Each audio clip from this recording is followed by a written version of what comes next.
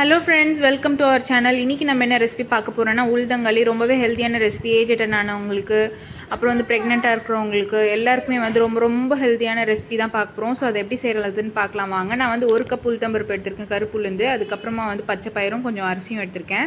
So 1 cup உளுந்துக்கு 1/4 cup பச்சை பயிரும் 1/4 cup அரிசியும் போதும். ஸோ கொஞ்சமாக தான் நான் செஞ்சு காமிக்க போகிறேன். அது நல்லா வாஷ் பண்ணி காய வச்சுட்டு ரோஸ்ட் பண்ணி எடுத்துக்கோங்க. ஸோ அவ்வளோதான், லைட்டு கோல்டன் ப்ரௌன் கலர் வந்தால் போதும், அந்தளவுக்கு ரோஸ்ட் பண்ணால் போதும். அதுக்கப்புறம் பச்சை பயிரும் நம்ம நல்லா வந்து வறுத்து எடுத்துக்கலாம். மீடியம் ஃப்ளேமில் வச்சு வறுத்து எடுத்துக்கோங்க. பாருங்கள், இதுவும் நல்லா கலர் சேஞ்ச் ஆகிடுச்சு. இது மூணுமே வந்து நான் நல்லா வாஷ் பண்ணி காய வச்சுட்டு அதுக்கப்புறமா தான் வந்து ரோஸ்ட் பண்ணுறேன். நான் ஒரு சைடில் வந்து 6-7 பீஸ் கருப்பட்டி எடுத்திருக்கேன். ஸோ கருப்பட்டி ரொம்பவே நல்லது. அது நான் வந்து தண்ணி போட்டு கரைச்சி வைக்க போகிறேன். ஏன்னா அதில் இருக்கிற டஸ்ட்டெல்லாம் ஃபில்டர் பண்ணி எடுக்கணுன்றதுக்காக, ஸ்வீட்டுக்காக நான் கருப்பட்டி யூஸ் பண்ணுறேன். ஸோ மோஸ்ட்லி உளுந்தங்களிக்கு கருப்பட்டி தான் யூஸ் பண்ணுவாங்க. கருப்பட்டி ரொம்பவே நல்லது. அரிசி வந்து நல்லா வதக்கியாச்சு பாருங்கள், நல்லா ஒரு மாதிரி கோல்டன் ப்ரௌன் கலரில் வந்துருச்சு. இதையும் நம்ம வந்து ஆற வச்சுக்கலாம்.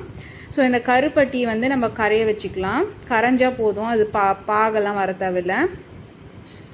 அப்புறம் நம்ம வறுத்து எடுத்து வச்சுருந்த உளுந்து, பச்சை பயிரும், அதுக்கப்புறமா அந்த அரிசியும் மூணுத்தையும் போட்டு நம்ம அரைச்சி எடுத்துக்கலாம் மிக்சியில்.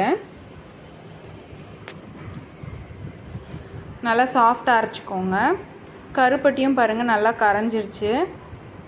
அதுக்கப்புறமா ஒரு சட்டியில், நான் ஒரு சட்டி எடுத்துருக்கேன், நீங்கள் கடாய் கூட எடுத்துக்கலாம் ஏதாச்சும். ஸோ அந்த சட்டியில் 1 கிளாஸ் தண்ணி ஊற்றிருக்கேன். 1 கிளாஸ் தண்ணிக்கு இந்த கருப்பட்டி வாட்டர் இருக்கு இல்லையா, அது வந்து ஒரு 1.5 to 2 கிளாஸ் இருக்கும்.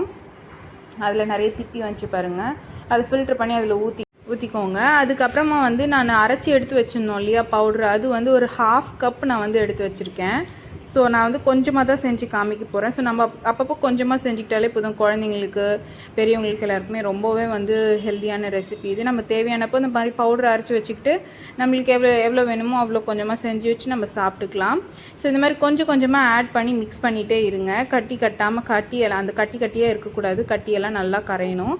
அது மாதிரி நல்லா கரைச்சிக்கோங்க. அந்த தண்ணி, அந்த கருப்பட்டி ஊற்றணும் இல்லையா, அது நல்லா லைட்டாக கொதி வரும். கொதி வந்த ஸ்டேஜில் நம்ம வந்து இந்த மாவை வந்து மிக்ஸ் பண்ணணும். அவ்வளோதான், நல்லா கரைஞ்சிச்சு பாருங்கள். இந்த மாவு, இந்த தண்ணி கருப்பட்டியில் திக்காயிட்டே வருது.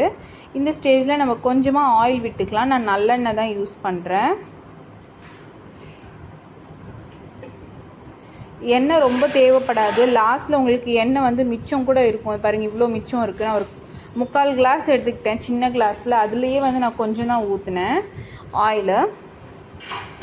நீங்கள் தொட்டிங்கன்னா உங்களுக்கு வந்து கையில் ஒட்டாது. அந்த மாதிரி ஒட்டாமல் இருந்துச்சுன்னா உங்களுக்கு வந்து கரெக்டான ஸ்டேஜ், அதுதான் வந்து நீங்கள் கரெக்டான ஸ்டேஜ் வந்துருச்சு, உளுந்தங்களி ரெடி ஆகிடுச்சின்னு அர்த்தம். நீங்கள் ஆஃப் பண்ணிட வேண்டியதுதான். நீங்கள் ஆஃப் பண்ண பிறகு அது இன்னும் கொஞ்சம் கெட்டியாகிடும். அவ்வளோதான், நம்மளோட உளுந்தங்களி ரெடி ஆகிடுச்சு. ட்ரை பண்ணி பாருங்கள். உங்கள் ஃப்ரெண்ட்ஸ் அண்ட் ஃபேமிலிக்கு ஷேர் பண்ணுங்கள். உங்களுக்கு இந்த வீடியோ பிடிச்சிருந்துச்சுன்னா ஒரு லைக் கொடுங்க, சப்ஸ்கிரைபும் பண்ணிவிடுங்க. தேங்க்யூ ஃபார் வாட்சிங்.